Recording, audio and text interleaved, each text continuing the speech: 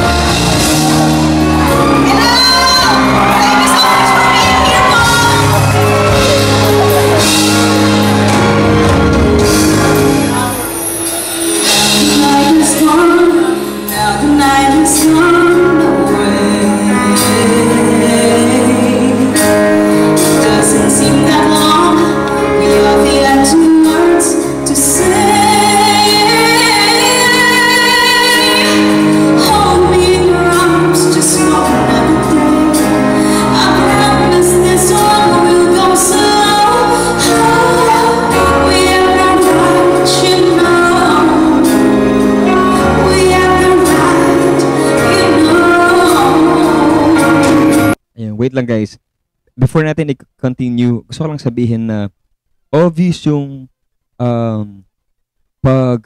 pag-bloom ni Katrina Velarde.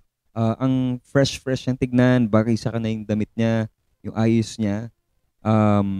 Yung buong siya dito sa video na to, ang ganda-ganda yung tignan and kagaya nung sinabi ko nung nakaraan, yung start niya, lagi na siyang nagiging ganyan, yung may preparation na talaga siya.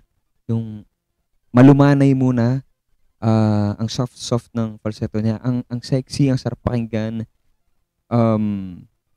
So parang, alam mo yun, parang, alam na natin bumibirit siya eh. Alam natin bibirit siya dito, obviously.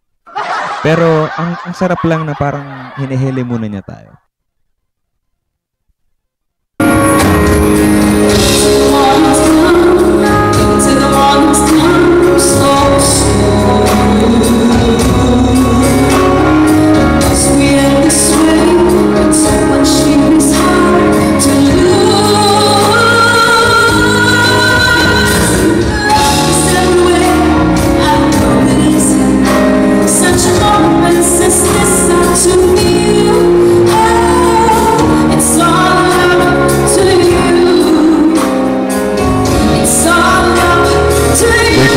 Hindi ako mapakali dito. Wait lang.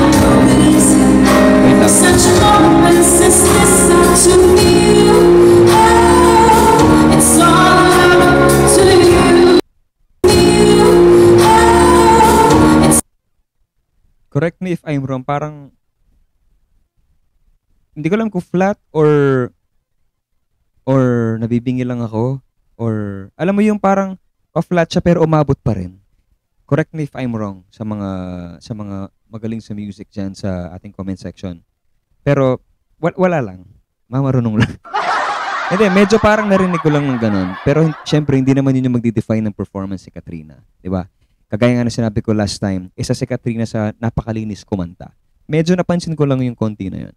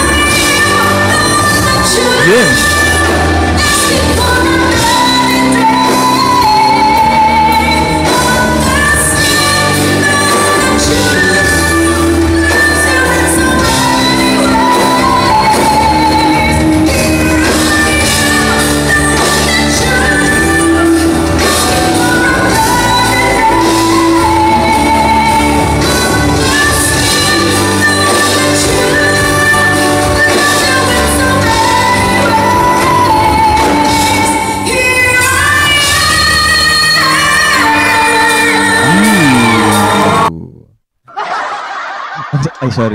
Ang sarap nun. Ang sarap nung pag-transpose, no?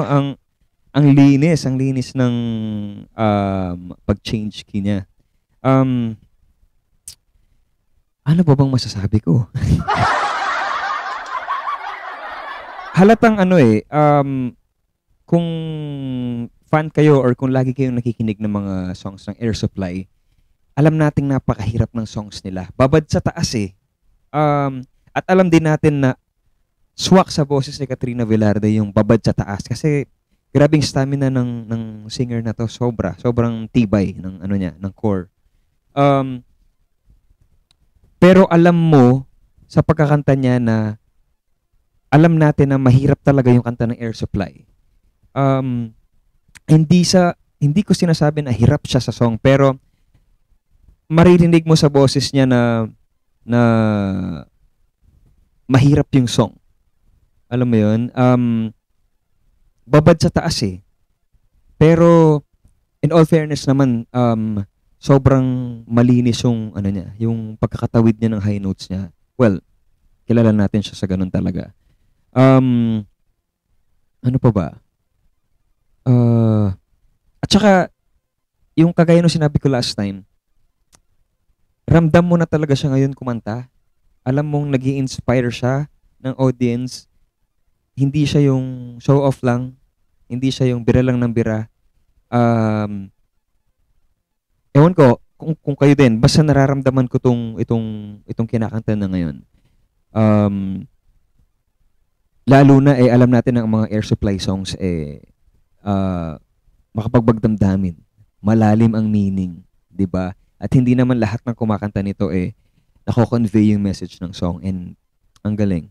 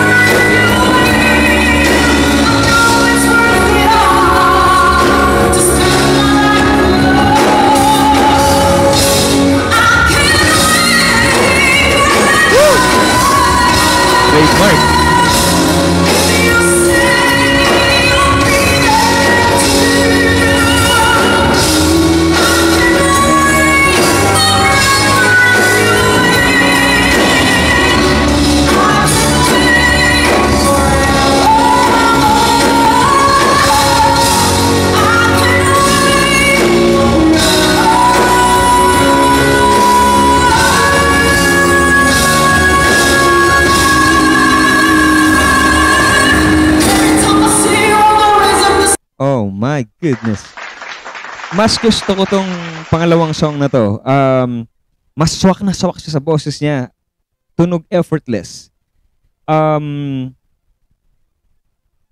Babad eh. Di ba? Babad siya sa taas pero parang mas naramdaman kong or siguro mas lumuwag na yung lalamunan niya sa second song. Ano eh, ang wide eh. Ang wide ang buka ng bibig niya eh. Ang buka ng buga niya. Halata. And bagay sa kanya tong song na to. Gustong gusto ko yung song na to sa kanya. Simula dun sa umpisa pa lang and nung tumaas na siya. Maganda rin yung low notes na dito. Yung mid tapos yung pataas na ang ganda. Ang linis. And hindi ko alam kung ako lang. Pero I think mag-agree naman kayo na halatang halata na ang laki ng influence ni Miss Regine Velasquez kay Katrina because may mga times na parang naririnig ko si Miss Regine. And alam ko na hindi niya intentional na hindi niya ginagaya. Yan talaga yung boses niya. 'Di ba kasi ganun yun eh. Kapag bata tayo, kung ano yung lagi nating pinapakinggan, kung sino yung idol natin, may tendency talaga na nagiging kaboses natin, nagiging katimbre natin. Lalo na kung yun at yun lang lagi nating kinakanta at pinapakinggan. At wala naman ako nakikitang mali doon. Pwedeng yung iba sasabihin na, ano pang difference kaboses niya si Regine? Diba? Yun naman karamihan na sinasabi. Or kung sino mang singer na pwede niya maging kaboses. Pero, ang gusto ko lang i-point out dito, kahit na katimbre niya si Regine, para sa akin, parang nahanap na niya yung style niya as Katrina Velarde. Na, okay, katimbre ko si Regine, pero meron akong bale sa bawat kanta. Lalo na yung kulot niya na mabilis. Siya lang gumagawa nun eh. Parang wala pa akong narinig na, kung meron mang gumagaya sa kanya, pwede. Pero parang wala pa akong naringgan na pinaggayahan niya ng kulot na yun. Trademark na yun eh. At siguro yun yung nagiging difference niya sa ibang singers na kahit may kaboses siya, meron siyang sariling tatak. Alam mo, pag kumanta siya ng isang song, meron siyang bale na siya yung may tatak nun. Yun yung napapansin ko sa kanya. At it so happened na itong particular song na to bumagay. Kasi di ba minsan may song na hindi bagay masyadong bali-baliin. Merong song na parang mas okay ng as is or simple lang yung bale, hindi yung sobra. Pero dito sa particular song, bagay siya at gusto ko siya.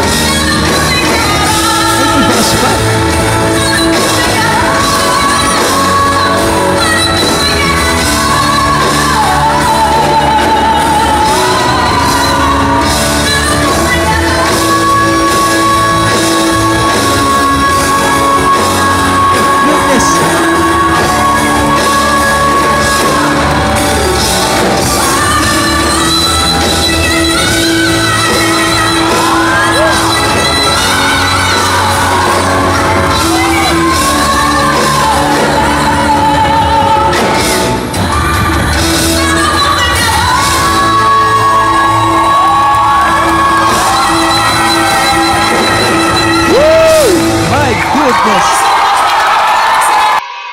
Grabe, grabe, grabe. Napakagaling. Ano ba yan, Katrina? Ano bang ginagawa mo? Napakagaling mo. Grabe. So, eto na. Ito na yung sinasabi ko. Kapag talaga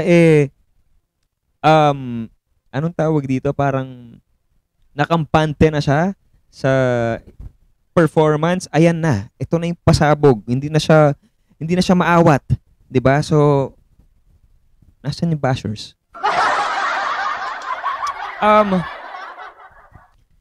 Grabe. Sa second song pa lang, na-amaze na ako eh. Tapos pumasok pa tong napakahirap na song nitong pangatlong kinanta niya. Sobrang hirap ng song na ito. Naalala ko nung bata ako, siyempre pag bata ka mataas ang boses mo pang babae. Kinakanta ko to noon eh. Hindi lang mukha. Pero kinakanta ko siya dati at napakahirap ng song na to. And kahit yung mga nakakasabayan ko na nung bata ako sa mga amateur singing contests, hindi lahat nabibigyan ng justice tong song na to. Bihira din yung sa mga local singers natin na may kumanta itong particular song na to kasi mahirap. Kung yung mga naunang songs, babad, mas grabe to. Alam mo yun, ito babad siya pero mabilis. Dire-diretso. And lalong bumagay kay Katrina because si Katrina kilala siya sa kaya niyang mag-sustain ng napakahabang note. 'Di ba? Yung pwede siyang from mababa itataas, taas pababa, or all throughout siyang nasa taas. Kaya niya. Medyo parehas sila ni Jonah sa ganun. Mas grabe lang bumabad sa taas si Katrina pag ginagamit niya yung mix at saka headtone niya. Ang galing. Ang hirap na ng song na to pero dinig naman ninyo kung paano niya pa pinaglaruan yung song. For some, pwedeng sabihin na naman, sobra na naman. Wala akong pake. Ako gusto ko siya. Bagay siya dun sa song, yung ginawa niyang mga... Kasi parang nangyari, parang freestyle na siya eh. Kasi ulit-ulit na lang eh. Yung lyrics na ulit-ulit na lang, babad sa taas. So ginanon-ganon na niya. At para sa akin, bagay, ang ganda. Ang linis talaga ng high notes ni Katrina. Hindi ko alam paano niya ginagawa. Siguro dahil nga na over the years talaga, grabe yung training niya, yung pagre-rehearse niya. At grabe kasi yung musical influence niya eh. Halos lahat ng may hirap na singers. 'Di ba kasi magaling din siya mag-impersonate. So, pag pinaghalo-halo mo yung stamina ni Mariah, ni Whitney, ni Celine, ni Regine, ayan. Ayan ang kinalabasan. Yung tipong kahit anong klaseng kantang ibigay sa kanya, kayang-kaya niyang bigyan ng justice. Pwede niyang simplihan, pwede niyang sobrahan. I think yun yung strength ni Katrina. Parang, sige, kayang-kaya ko tong baliin ng sobra. Siya yun. Kayang-kaya na yun. At hindi lang sa recording, mas grabe sa live. Kasi karamihan sa singers, kapag na-overwhelm na, lalo na pag alam ng singer na, kaya ko pang bali-baliin tong song na to. Kaya nang nalamunan ko ngayon. Parang nakapahinga ako. Pag nasa stage ka, pag na-overwhelm na yung singer, kaya niyang gawin kahit ano sa song. Ang laki pa ng factor ng grabe yung hiyawan ng tao. Kasi ako nga dito, yung kilabot nararamdaman ko, yung excitement ko habang pinapanood ko siya. Grabe, what more pag live?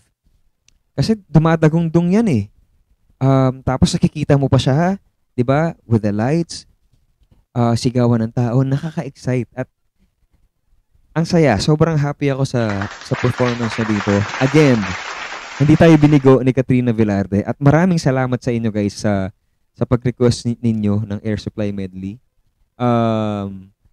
Medyo nabawasan ang panonood ko ng mga videos because baka biglang may mag-request and wala nang surprise kapag 'di ba gagawin ko ng reaction video. So, ayan, guys, Maraming salamat sa mga nag-request itong video ni Katrina Velarde.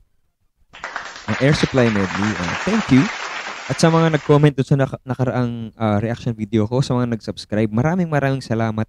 Sobrang na-appreciate ko kayo and I think pare-pareho tayo na idol natin si Katrina Velarde pero hindi tayo nang babash ng ibang singers. 'Di ba? Parang pwede rin natin sabihin magaling din naman si Jonah, magaling din naman si Morissette at kung sino mang singers diyan na maraming magagaling. Kasi I think yun yung isa sa mga magagandang bagay na meron si Katrina Velarde, yung supporters niya nagsusupport sa kanya at the same time very welcoming din sila sa ibang singers. Yun yung nakakatuwa. Yun, maraming salamat sa inyo guys. Sobrang na-appreciate ko kayo. And wag niyong kalimutang mag-subscribe sa aking YouTube channel and sa aking social media accounts sa Facebook, sa Instagram, sa TikTok. Ayan, RJ Buena Official, RJ Buena. And kung mayroon pa kayong gusto, magpahinga muna tayo sa mga Katrina Velarde songs. I think after 2 weeks, mag-upload ulit ako. Mag-comment lang kayo ng gusto nyong songs niya. Pero mag-comment din kayo guys ng ibang singers na gusto nyo naman gawan ko ng reaction video. Pwedeng local or international artists. Ayan, kahit sino. Ayan, gagawa natin yan. Kung sino yung majority na makikita ko sa comments, sabihan nyo lang ako. And ayun guys, maraming salamat. Sobrang nakaka-happy itong ginawa kong ito today. And sorry, medyo na-delay ako because ayan, umuwi ako ng Pinas. So hindi ko daling gamit ko kaya medyo na-delay ako. Ayan. Maraming salamat guys. Until next time, God bless you and bye-bye.